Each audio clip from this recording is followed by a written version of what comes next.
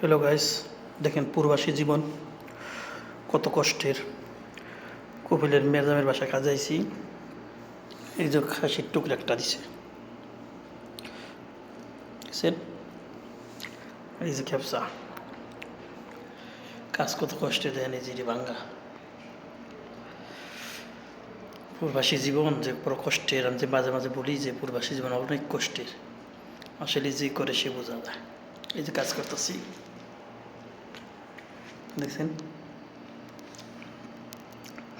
কষ্টের কোনো শেষ নেই রে ভাই, দেখছেন? যে যে খাইবেন, খাইতে হলে চলে আসেন।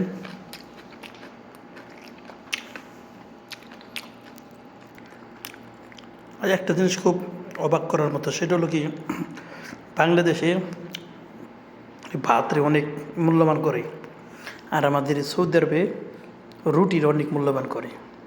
রাসূলুল্লাহ সাল্লাল্লাহু আলাইহি ওয়াসাল্লাম রুটির খুব ভালো মনে বুঝতো, প্রিয় খাবার।